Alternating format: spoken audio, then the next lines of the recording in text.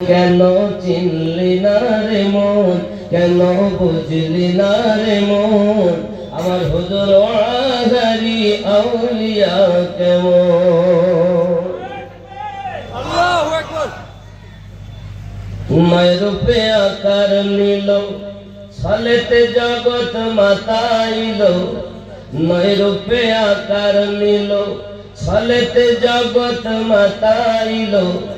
হুর পরি জিন ফেরেশতা প্রেমেতে মাগুন, কেন চিনলি না রে মন, কেন বুঝলি না রে মন, আমার হুজুর একরামুল শাহ আউলিয়া কেমন। চিনতে পারে সাধ্য কার, চিনিবার ইচ্ছা যার, চিনতে পারে সাধ্য কার, চিনিবার ইচ্ছা যার। হৃদয় চক্ষু ধরিয়া দেখো কেন দুর্ভিক্ষণ, কেন চিনলি না রে মন, কেন বুঝলি না রে মন। আমার সঙ্গে পড়ুন, কেন চিনলি না রে মন, কেন বুঝলি না রে মন, কেন চিনলি, কেন বুঝলি না রে মন। খাজা গরিব নওয়াজ আল্লাহর ওলি মাওলানা কেমন। জোরে বলুন না সুবহানাল্লাহ।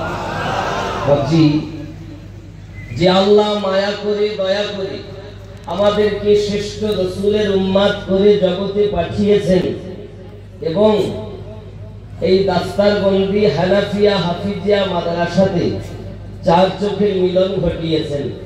চিৎকার মেরে বলি আলহামদুলিল্লাহ।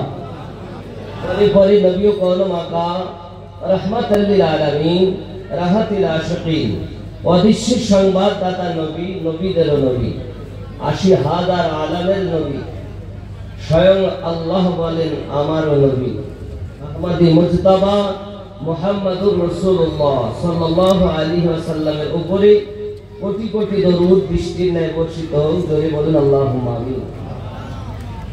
আমরা মানুষ, ইসলামের স্তম্ভ ৫টি। কয়টি? ৫টি। প্রথম নাম্বার হলো সাক্ষী দেওয়া আল্লাহ ছাড়া কোনো ইলাহা নেই। হযরত মুহাম্মদ সাল্লাল্লাহু আলাইহি ওয়াসাল্লাম আল্লাহর প্রেরিত রাসূল এবং বান্দা। বান্দা রূপে কেউ ধোঁকা খেয়ে ঈমান হারিয়েছে, আর রাসূল রূপে কেউ চিনে আল্লাহর ওলি হয়ে গেছে।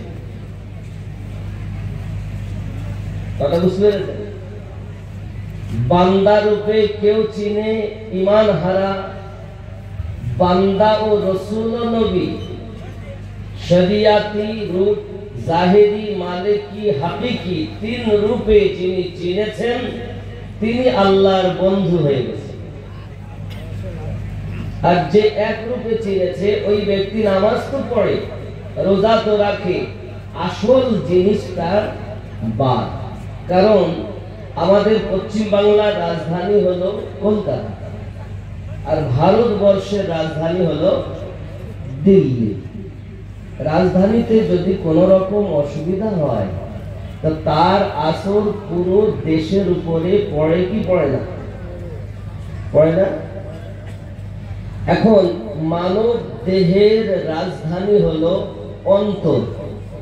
এই অন্তরে যদি কোনো কিছু অসুবিধা হয় পুরো দেহটাই বরবাদ হয়ে যায়। এজন্য ওপরটাকেও যেমন পরিষ্কার করতে হবে, ভিতরটাকেও তেমন পরিষ্কার করতে হবে। ওপরটাকে সাজাবে যেমন নবী হুকুম দিয়েছেন, আর দিলটাকে সাজাবেন যেমন আল্লাহ রাসূল হুকুম দিয়েছেন। ভিতর ও বাহির উভয়টাকে পরিষ্কার করেছেন যিনি, আল্লাহর প্রেমিক রূপে গণ্য হয়েছেন তিনি। কথা বোঝা যাচ্ছে না? জি। এখন আমাদের ঘরে যদি বলা হয় যে বাবা তোমরা নামাজ পড়ো, নামাজ পড়ে কি হবে? নামাজ কোনো প্রয়োজন নাই। মা যদি হয় ভালো, ছা হবে ভালো।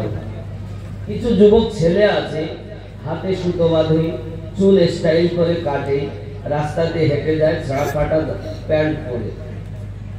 এখানকার ছেলেরা এমন না, এরা ভালো।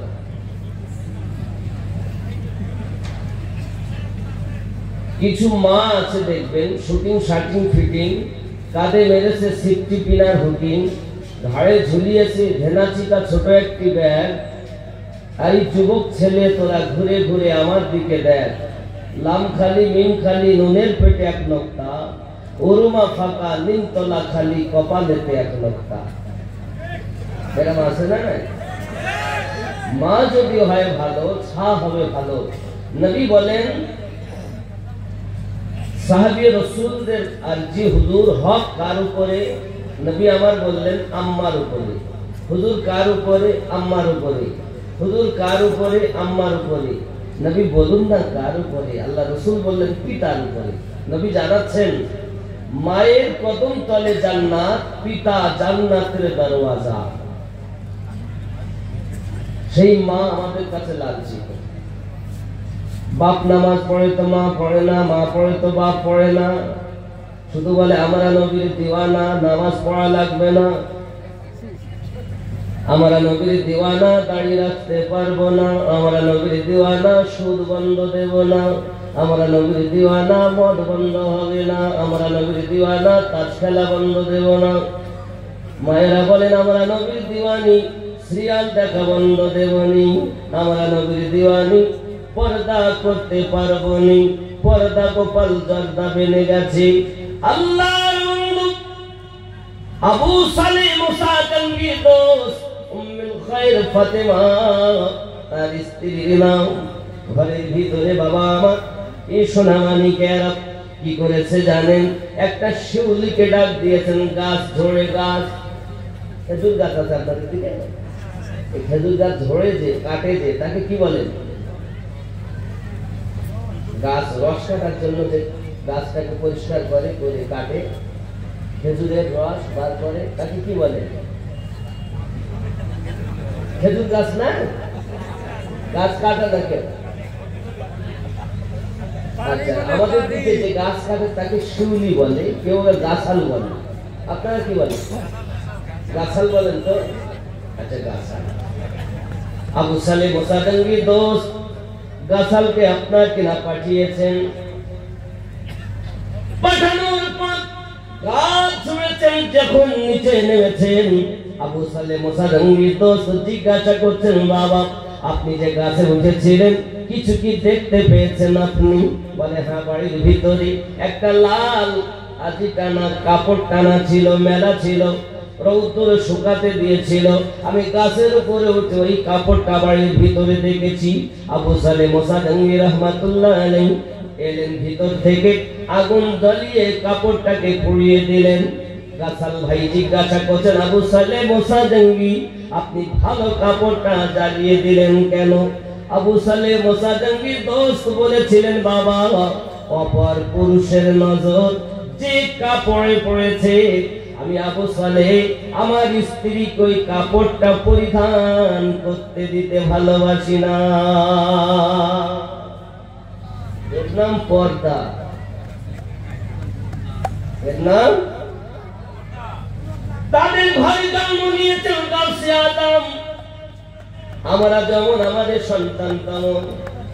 রাগ করে লাভ নাই বাবা, এরা শুধু বলবে আমরা নবীর দিওয়ানা, মসজিদে একবারও যাবে না।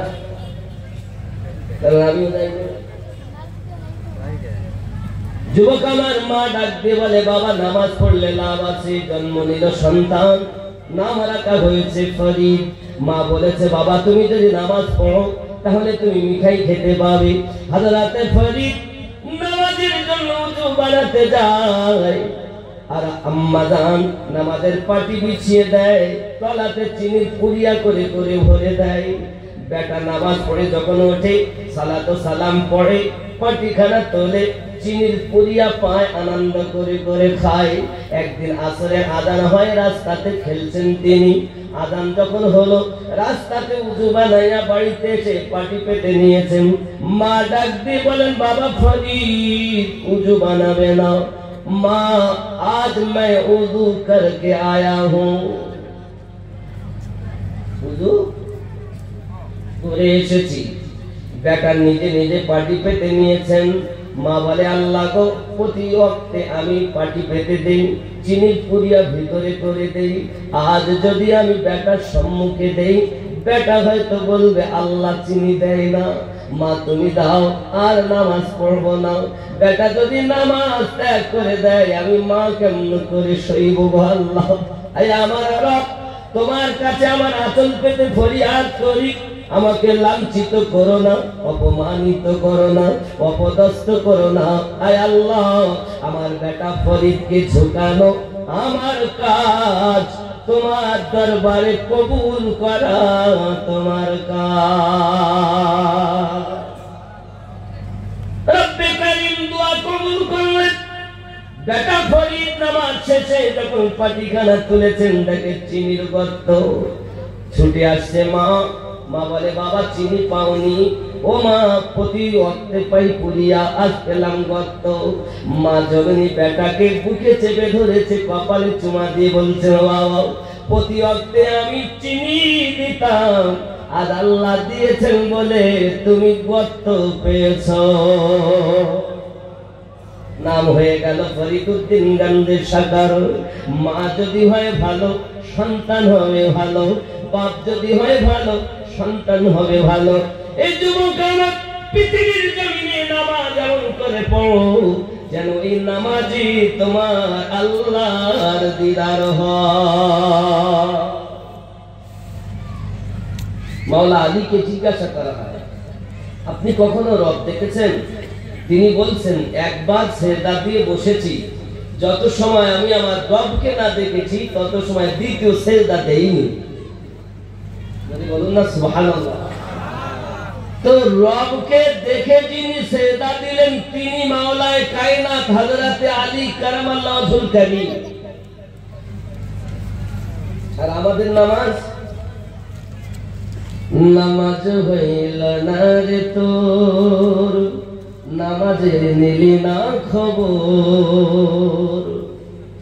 নামাজও পড়ে, সুদও খায়, নামাজও পড়ে, মিথ্যা বলে, নামাজও পড়ে, দাড়িও কাটে, নামাজও পড়ে, ওজনে কম দেয়। এরা আছে না নাই? এখানে নাই।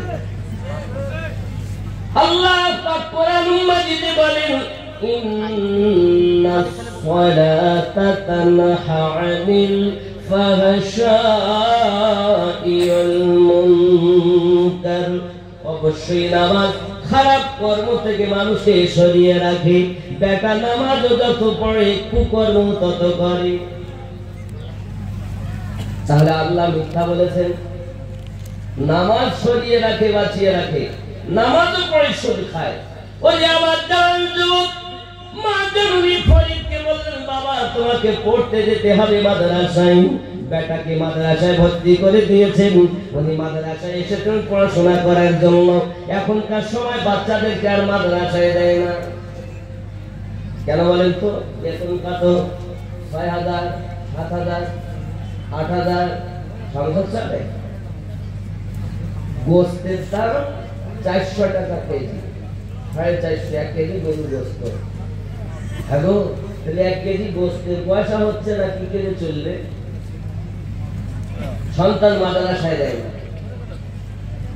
যুবক, আমার যে মাস্টার মশাই ৪০,০০০ টাকা প্রতি মাসে ইনকাম করে, তার কাছে গিয়ে বলবেন আপনি ৫,০০০ টাকা ধার দেন, বলবে নাই। কিন্তু একটা গরিব আলিম দ্বীন, গরিব ঘরের ছেলে, মাদ্রাসায় পড়ায়, তাকে গিয়ে বলবেন ভাই ২,০০০ টাকা দেন, দেবে। কারণ ৮,০০০ টাকাতে যে বরকত, মাস্টারিতে তা বরকত নাই। দেখবেন মাস্টারের একটা প্যাকেট, এদিকে একটা কটু, ওদিকে একটা, এটা বাজারে, এটা মেহমানের, এটা আত্মীয়, এটা বন্ধু, এটা দোকানে, ওটা ব্যাংকে, এখানে দিতে হবে, কটু ভাগ। কিন্তু মৌলবীদের মাদ্রাসায় আছে, যা আছে তাই আলহামদুলিল্লাহ, চলছে, চলবে, বরকত আল্লাহ। যদি বলুন সুবহানাল্লাহ। তাই কি দেয় না? আছে না নাই? যুবকরা আমার খেয়াল করুন, ফরিদ মাদ্রাসায় পড়তেছেন, মুলতানের জামে মসজিদে বসে বসে কিতাব পড়ছেন। আল্লাহর একজন ওলির সঙ্গে দেখা, তিনি বলছেন বাবা ফরিদ কি পড়তেছো? উনি বলতেছেন আমি নাফে কিতাব পড়তেছি। নাফে অর্থ হলো মানুষকে উপকারকারী। এ বাবাজি আমার, স্কুল কলেজে পাঠশালা ইউনিভার্সিটিতে পড়াশোনা করি, আপনার কিনা পুঁথিগত বিদ্যা অর্জন করা যায়, কিন্তু আর একটা বিদ্যা হলো দীক্ষাগত বিদ্যা। এই দুটি বিদ্যায় যে ব্যক্তি পাণ্ডিত্য লাভ করেছে ওই ব্যক্তি সঠিক পথ পেয়ে গেছে। জোরে বলুন। সঠিক পথ হলো ইলমে মারিফাত, ইলমে শরিয়াত। দুটি জ্ঞান একে বলে জ্ঞানী। যে ব্যক্তি কিতাব পড়েছে শরিয়াতের, ইলমে মারিফাত অর্জন করেনি, তাকে কখনো জ্ঞানী বলা হয় না। কিতাব পড়লো এত জ্ঞানী মনে করেছেন? জি না। 786 92 লাগাও রে মোবাইল নাম্বার, ধরবে রে মদিনার সেন্টার।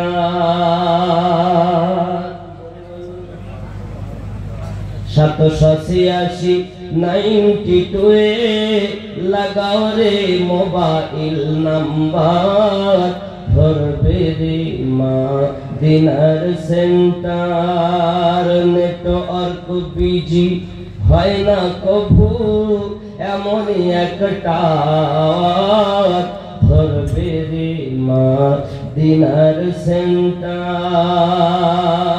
গৌস খাজা আহমদ রাজা ওই দরবারের কমান্ডার, ধরবে রে মদিনার সেন্টার। জোরে বলে। শুধু নারে তাকবীর, नारे रिसालत संगे दिते हैं। शुद्ध नारे तकबीर देने वाला हक नहीं है। আল্লাহ পেতে গেলেই রাসূলুল্লাহর দরকার, আর রাসূলুল্লাহ পেতে গেলে ওলি আল্লাহ দরকার। এই তিনটি পথ যারা মেনেছে তারা হক। খেয়াল করেন, নামাজ শেষে মুকুত হস্তে কল করো একিন করে, তখন তোমার রিসিভ হবে সে আল্লাহর দরবারে। দোয়া কবুল হবে তোমার, অপশন করো সাপটার, ধরবে রে মদিনার সেন্টার। নেটওয়ার্ক বিজি হয় না কভু, এমনই একটা ধরবে রে মদিনার সেন্টার। জোরে কোন সুবহানাল্লাহ। ইশকে নবী সিম কাট লাগাও আপন আপন হৃদয়ে, ব্যালেন্স তোমার শেষ হবে না, থাকবে সব সময়ে। দরুদ পড়ি রিসার্চ করো, দারুন নবী পাকের অফার, ধরবে রে মদিনার সেন্টার। গৌস খাজা আহমদ রাজা সেই দরবারের কমান্ডার, ধরবে রে মদিনার সেন্টার। জোরে কোন সুবহানাল্লাহ। জোরে বলুন নারে তাকবীর, আরো জোরে নারে রিসালাত, নারে হায়দারি, আরো জোরে নারে হায়দারি, নারে গাস, নারে খাজা। যুবক রে আমার আল্লাহ নবী বললেন, এই ফরিদ তুমি কি কিতাব থেকে কিছু উপকার পেয়েছো? তিনি ডাক দিয়ে বলছেন, হুজুর আমি এখনো পর্যন্ত কিছু বুঝতে পারিনি, তবে এতটুকু কথা বলি, চিন্তা করি কিভাবে কি লেখাপড়া করব।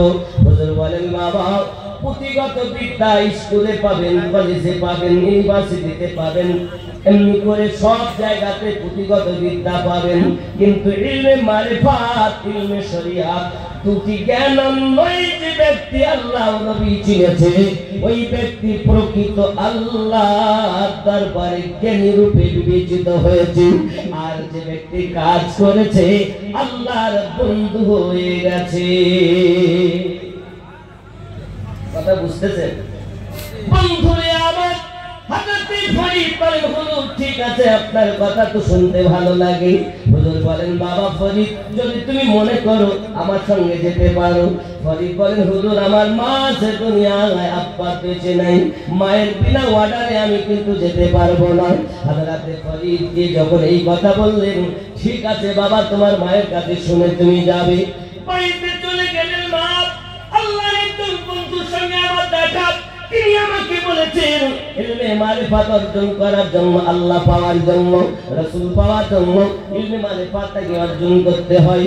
মা বলেন বাবা এ ফরিদ জেনে রাখো শরিয়াত ও মারিফাত দুটি জ্ঞান যিনি অর্জন না করেছে প্রকৃত জ্ঞানী বলে বিবেচিত হবে না। বাবা ইলমে মারিফাত শিক্ষা করতে হবে। জোরে বলো ঠিক আছে মা আপনি যখন বলছেন তাহলে তাই হবে। ফরিদ চলে গেলেন আল্লাহ খোদা আল্লাহ পাওয়ার আশায় জঙ্গলের ভিতরে একটি লতা পাতা দিয়ে ঘর বানিয়ে আল্লাহর ইবাদত করছেন। আল্লাহ আল্লাহ আল্লাহ রাত দিন কোন সময় বিরাম দেয় না, আল্লাহ আল্লাহ করেন, জিকিরে মশগুল হয়ে আছেন। হে যুবকেরা আল্লাহর ইবাদত বন্দেগী করতে করতে ফরিদ দিন রাত হয়ে গেল। বাবা হঠাৎ এমন অবস্থা হয়ে গেছে ফরিদের ওই জঙ্গলের ভিতরে ইবাদত করতে করতে 8 দিন হয়ে গেল। পেটের ভিতরে ধ্যান ভেঙেছে, যখন ক্ষুধা পেয়েছে গাছের পাতা চিবিয়ে চিবিয়ে জীবিকা নির্বাহ করেছে। একদিন নয় 2 দিন নয় 12 বছর কেটে গেল। বাড়িতে চলে এসেছে, মা ডাক দিয়ে বলছেন বাবা 12 বছর কেমন করে কাটিয়েছো? আয় আমার আম্মাজি 12 বছর গাছের পাতা খেয়ে আল্লাহকে ডেকেছি, দুনিয়ার কোনো ভালো খাবার খাইনি। মা ডাক দিয়ে বলে বাবা কিভাবে গাছের পাতা খেয়েছো? ওগো জননী মা আপনি আমাকে বলেছেন আল্লাহ পাওয়ার আশায় আমি দুনিয়ার সব কিছু বাদ দিয়েছি, সমস্ত ধ্যান খেয়াল দূরে সরিয়েছি, আল্লাহকে শুধুমাত্র পাওয়ার আশায় জঙ্গলের ভিতরে আল্লাহ আল্লাহ করেছি। রাতে ঘুমাইনি, দিনে ঘুমাইনি, আরাম হারাম করে দিয়ে আল্লাহ পাওয়ার আশা আল্লাহ আল্লাহ করেছি। মা বলে বাবা একটু কাছে এসো। যেই না কাছে এসেছে ফরিদের মাথার চুল ধরে টান দিয়েছে। বাবা ফরিদ কান্না শুরু করেছে, জননী আপনার একমাত্র ছেলে 12 বছর ভালো খাবার খেতে পাইনি, কোনো কষ্ট মাছ কিছু খাইনি, দুনিয়ার ভালো খাবার খাইনি। যখন আমার ক্ষুধা লাগতো মা আমি গাছের পাতা চিবিয়ে চিবিয়ে জীবিকা নির্বাহ করে আবার জঙ্গলের ভিতরে ঢুকে আল্লাহর ইবাদতে মশগুল হয়ে যেতাম। 12 বছর পরে আপনি আমাকে যত্ন করবেন, আপনার কোলে আমাকে খাইয়ে দেবেন, ভালো করে দুটো যত্ন আপ্যায়ন করে খেতে দেবেন, তা না করে মাথার চুল ধরে টেনেছেন কেন? মা বলে বাবা রে আমি তোর মাথার চুল ছিঁড়ে নেইনি, পুড়ে তুলে নেইনি, শুধু টান দিয়েছি, তাই যদি এত ব্যথা লাগে। বাবা খেয়াল করো যে ব্যক্তি আল্লাহ পাওয়ার আশায় একটা গাছকে কষ্ট দেয়, গাছের পাতা যখন ছিঁড়ছ গাছ তখন কষ্ট পেয়েছে। খেয়াল করো বাবা আল্লাহ পাওয়ার আশায় কেউ যদি একটা বৃক্ষকে কষ্ট দেয় আল্লাহ পাওয়া যাবে না। বাবা ফরিদ রে তোর 12টা বছর বেকার হয়ে গেল, তোর মতো সন্তান আমি পেটে ধরে মা বড় ভুল করে ফেলেছি রে বাবা। যা যা যা আমার সম্মুখ থেকে বার হয়ে যা, মানুষের মতো মানুষ হবি, তারপরে আমি মায়ের সঙ্গে তুই দেখা করবি।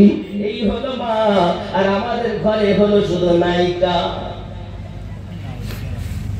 আমাদের ঘরে নায়িকা। মায়ের পেটে সন্তান মোবাইল দেখে কাজ করতে পারে না, সন্তান যখন জন্ম নিয়েছে মোবাইল ছাড়া ভাত খায় না, ঠিক না? ঘরে নাতি নাতনি বাচ্চা শুধু মোবাইল, ওর মোবাইলের দিকে নজর, নানি গালে হেসে হচ্ছে বা মা হাসতেছে আর শুধু মোবাইলে দেখতেছে।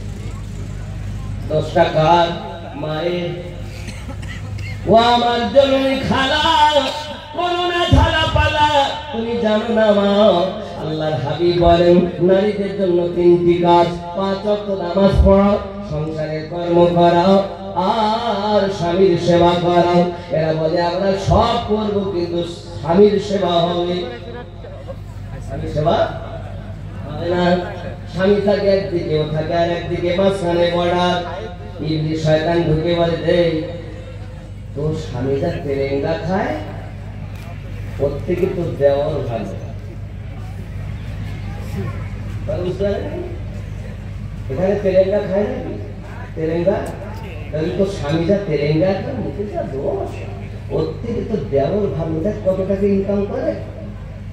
শয়তান মাঝখানে ঢুকে সুরসুরি দিয়ে দিল, চিন্তা করে তাই তো আমার স্বামী ভালো না, ওর থেকে আমার দেওয়ার ভালো। কট লাইনে সম্পর্ক হলো, এখানকার মায়েরা এসব করে না। ওই আমার জননী মা, পৃথিবীর জমিনে মায়ের মতো জীবন যাপন করো, যেন নায়িকা হয়ে নাও। আল্লাহর হাবিব সাল্লাল্লাহু আলাইহি ওয়াসাল্লাম রুটি খাচ্ছেন আর হাড্ডিগুলো আপনার দস্তরখানাতে রাখতেছেন। আম্মা আয়েশা রাদিয়াল্লাহু তাআলা আনহা হাড্ডিগুলো নিয়ে গালে দিয়ে আপনার চিবাচ্ছেন, চুষতেছেন। আমার নবী বলেন, আয়েশা তুমি চাইলে তো হাড্ডি নয় গোশত খাইতে পারো। সঙ্গে সঙ্গে আম্মা জান বলেন, নবীজি গো, আমার আব্বা আম্মা আপনার কদমে কুরবান, আমি জানি আমি গোশত খেলে খেতে দেবেন, কিন্তু হাড্ডিগুলো এই জন্য চুষি, এই হাড্ডিতে আপনার পবিত্র ঠোঁট মোবারক লেগেছে। আমি আয়েশা গালে দিয়ে চুষি এই কারণ দুইজনের ভালোবাসা বেশি হবে বলে। বোঝা গেল আমার নবী পাক সাল্লাল্লাহু আলাইহি ওয়াসাল্লাম বলেন, তোমার স্ত্রী যেখানে মুখ লাগিয়ে পানি খেয়েছে, তুমি ওইখানে গ্লাসে মুখ লাগিয়ে পানি খাবে, উভয়ের ভালোবাসা বেশি হবে। আর আমাদের ভালোবাসা নাই। যুবকরে আমার মা বলে, পার হয়ে যাও, তোর মুখ আমি দেখতে চাই না। হযরতে ফরিদ আবার মা বলে, মাকে বলেন, মা কি হবে? রুটি বানিয়ে নিলেন কয়েকটা, এক মুষ্টিটা পানি নিলেন, জঙ্গলে চলে গেলেন। জঙ্গলে যায় আব্বা আমার অভ্যাস ছিল 1 সপ্তাহ করে আল্লাহর ইবাদত দিন রাত। হঠাৎ 1 সপ্তাহ পর যখন ধ্যান ভেঙে গেল, পানির দিকে তাকায়, উনি তাকালেন পানির দিকে, রুটির দিকে, পেট বলে খাও। চিন্তা করেন পানি এখন পান করবো না, আর একটু পরে করবো, আর একটু আল্লাহকে ডাকি। রুটি আর একটু পরে খাবো, আর একটু আল্লাহকে ডাকি। খাবো করে খাওয়াও হলো না। 12 বছর কেটে গেল, রুটি যেমন তেমন থেকে গেল। বলুন সুবহানাল্লাহ। আপনারা হয়তো বলবেন, আমি নতুন গাদা খুবই কথা, 12 বছর রুটি নষ্ট হয় নাই কি কোথাও পাওয়া যায়? বাবা, দুনিয়ার কোন মোল্লাকে জিজ্ঞাসা করবো না, আল্লাহ তুমি বলো 12 বছরেও কি কোনো ক্ষতি হয়? আমার আল্লাহ পাক আল্লাহ তাআলা বলেন, 12 বছর কেন, 12 যুগ চলে যাবে, তবু ক্ষতি হবে না। এটাই তো আমি আল্লাহ কুদরতি খেলা। যদি বলেন কোরআনে কোথায় পাবো? চান বাপের বয়স 20 আর বেটার বয়স 100, তাই কখনো হয়?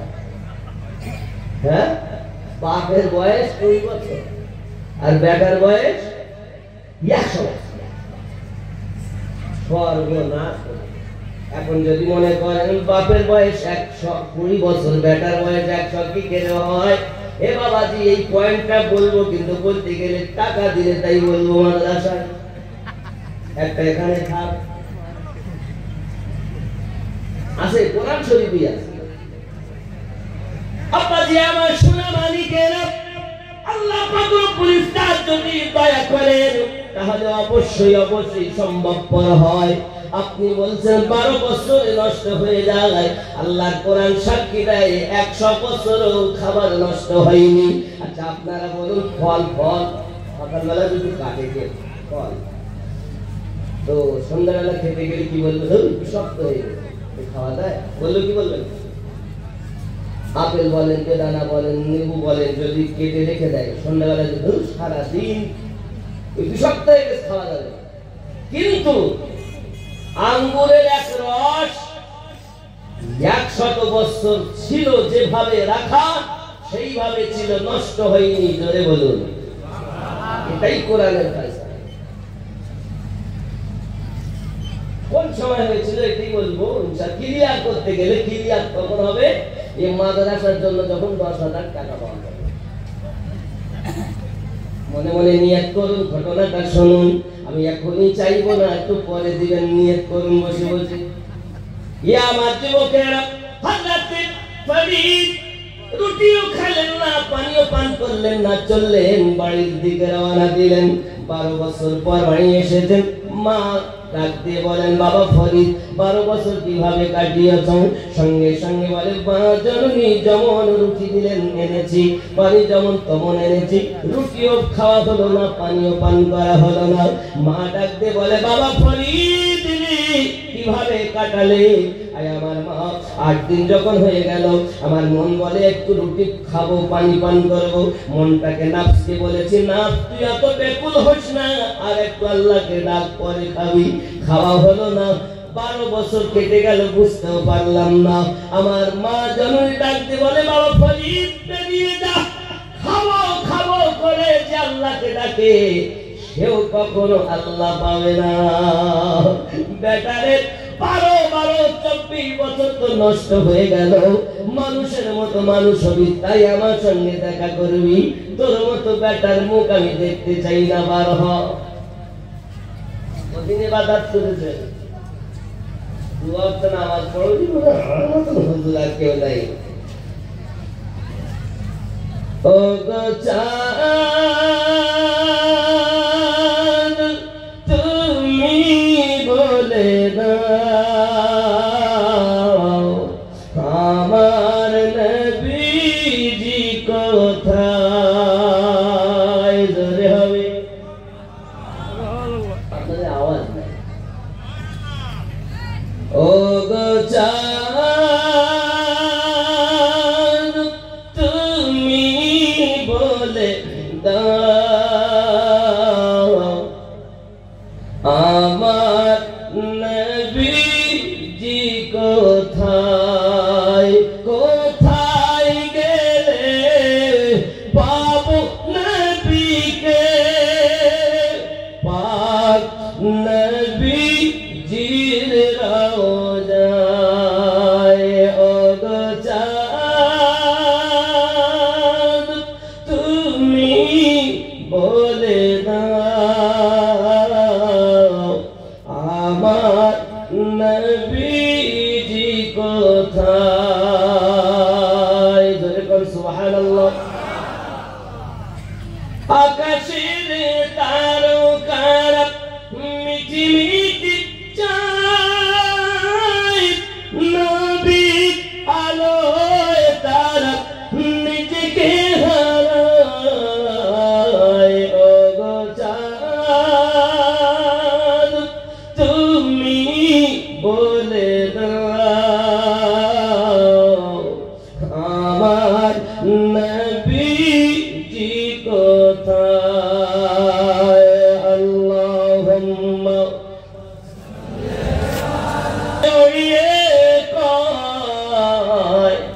ও গো কাবা তুমি বলে দাও, আমার নবীজি কোথায়? কোথায় গেলে পাবো নবীকে? পাক নবীজির রওজায়। ও গো চাঁদ তুমি বলে দাও, আমার নবীজি কোথায়? জোরে হবে। হযরত ফরিদ দুঃখ পেয়ে গেলেন, মায়ের কাছে স্থান পেলাম না আমি। শরিয়াতের মোল্লা তুমি কি বুঝেছো? শরিয়াত চলে 500 আয়াতের উপরে। শরিয়াতটা চলে 500 আয়াতে। কোরআন শরীফ আছে 6666 আয়াত, মতান্তরে 6236 আয়াত। মোল্লা তুমি 500 আয়াত পেয়ে এত লাফালাফি করো কেন? শরিয়াতের মোল্লা অবুঝ। শরিয়াত, তরিকত, মারিফাত আর হাকিকত। শরিয়াত চলে 500 আয়াতে, বড় ফুটুনি দেখায়, ওর মধ্যে কেউ নেই। তরিকত চলে 1900 আয়াতে, তাহলে 5 আর 19 কত হলো? আবার বলেন, শরিয়াত 500 আয়াত, তরিকত 1900 আয়াত, কত হলো? শরিয়াত গেল আর তরিকত গেল। মারিফাত চলে 2100 আয়াতে। 4600 কত হলো? 45 ভালো করে বলেন কত দাঁড়িয়েছে? 4600 হয়েছে তো? আর হাকিকাত চলে 2166 আয়াতে। তাহলে কত হলো? 6666 আয়াত। দুনিয়ায় এত গন্ডগোল কেন? শরিয়ত তরিকতের হকিকতের মারিফাতে আম গাছে সাল জাম গাছে, জাম গাছে সাল আম গাছে মিলিয়ে সমাজে ফিতনা করছে আমার মতো মোল্লারা। সাধারণ মানুষ না, এটা তো আমরা যা বুঝি তাই বুঝি। এটা আল্লাহ যে ধর্ম দিয়েছেন ইসলাম, প্রচারক নবী, প্রচারক আহলে বায়াত, প্রচারক খোলাফায়ে রাশিদিন, প্রচারক সাহাবায়ে কেরাম। তুমি মোল্লা কোথা থেকে এসেছো যে আল্লাহর দ্বীন বাদ দিয়ে নতুন দ্বীন প্রচার করছো? যে দ্বীন আল্লাহ দিয়েছেন সেটাই প্রচার করো। টুপি পরলেই আমার নয়, আর হাফেজ হলেই আমার নয়। কথা বোঝা যাচ্ছে না? যাচ্ছে না বন্ধুরে আমার? তাহলে বোঝা গেল শরিয়াত তরিকত মারিফাত আর হকিকত। আজ আমরা কিছুই বুঝলাম না। দুনিয়ায় এসেছি, খাবো দাবো ফুর্তি করো, আগামীকাল বাঁচবে কি বলতে পারো? এ যুবক আমার, বাঁচবো কি মরবো জানি না, কিন্তু আমার আল্লাহ পাক বলেন মরার আগে মরে তারপর মরো। যুবক আমার, শেখ ফরিদ এবার মায়ের কাছে স্থান না পেয়ে সোনা চললেন আপনার কেনা জঙ্গলের ভিতরে গিয়ে দেখে একটা হরিণী কুয়াতে মুখ লাগাইয়া পানি খায়।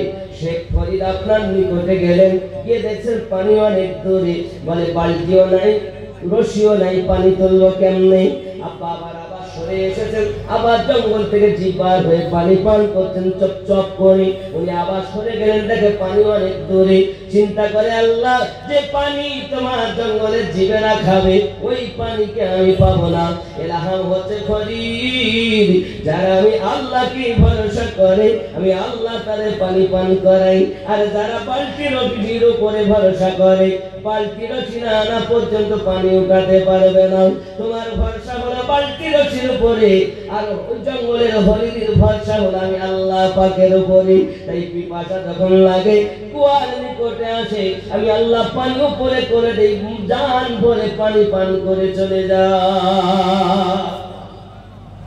ভরসা করো আল্লাহর প্রতি। হে বাবাজি, পৃথিবীর সরজমিনে আল্লাহর বন্ধু সুনায়েব বাগদাদি রুটি খাচ্ছেন, হঠাৎ একটা কা গেল আর একটা রুটি নিয়ে চলে গেল। কথা বুঝতেছেন আমার? রুটি যখন নিয়ে চলে গেল, জুনায়েদ বাগদাদি রুটি ছেড়ে কাকের পিছনে গেলেন। কাক কোথায় যায় রুটি নিয়ে? দেখে জঙ্গলের ভিতরে একটা লোক গাছের সঙ্গে বাঁধা আছে, তার হাত পা গুলো বাঁধা, তার বুকের উপরে বসে তার গালে রুটি ঠেকে ঠেকে ভরে দিচ্ছে। হযরত জুনায়েদ বাগদাদি বলে নিকটে যাইয়া, আরে ভাই তুই কেন এই গাছের সঙ্গে বাঁধাও? সঙ্গে সঙ্গে বলেছিলেন হুজুর আমি আরো ভেজা শহরে যাচ্ছিলাম, এই রাস্তা দিয়ে যেতে যেতে আমাকে দুশরা ধরে মাল মাত্রা লুট করে নিয়েছে।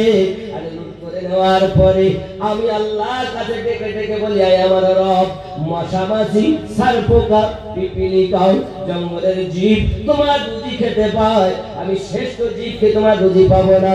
আমার আল্লাহ পাক প্রতিদিন কাগের দ্বারাতে দুটি করে রুটি আমাকে খাইয়ে দেয়। এ আমার বন্ধুর ভরসা যদি রবের উপরে থাকি অবশ্যই আপনি পাবেন, কিন্তু ভরসা তো আপনার নাই। চলুন এগিয়ে যাই। হযরত শেখ ফরিদ করলেন কি, একটা গাছের গুঁড়ি নিয়েছেন আর কুয়ার উপরে দিয়েছেন, পায়ে রশি বেঁধেছেন, মাথা নিচু আর পা উপরে করে আল্লাহর ইবাদত বندگی করতেছেন। আল্লাহ তুমি বাঁচালে বাঁচবো, মারলে মরে যাব, তুমি ছাড়া আমার কেউ নাই। খেতে যদি দাও খাবো, না দাও খাবো না, তবে আমি তোমার ছেড়ে আর অন্য কোথাও যাব না। তুমি আমার রব, তুমি আমার স্রষ্টা, তুমি আমার সব, তুমি আমার সব। আল্লাহ আল্লাহ করে যখন জিকির করতে কুয়ার ভিতরে এ যুবক আমার রাত দিন একাকার করে ফেলেছেন। ওরে আমার যুবক করে দুনিয়ায় কয়দিন ইবাদত করেছেন? আল্লাহ বাবা কি অত সহজ? মুখের কথা নয় রে জাদু, খোদার পথে চলা। ছোট দিয়ে আয় কান করে শুন, ওরে ডাকছেন কামলিওয়ালা, ও গো খোদার পথে চলা। কত সহজ। আব্বাজি আমার সোনাবাণীকে খুব ভালো করে বুঝুন। হযরত শেখ ফরিদ আল্লাহর ইবাদত করছেন জঙ্গলে, একদিন দুই দিন, এক বছর দুই বছর, এমনি করে 12 বছর পূর্তে কিছুদিন বাকি আছে। হঠাৎ জঙ্গল থেকে একটা কাক বেরিয়েছে। কাক বুকের উপরে আপনার কিনা বসেছে। বাবু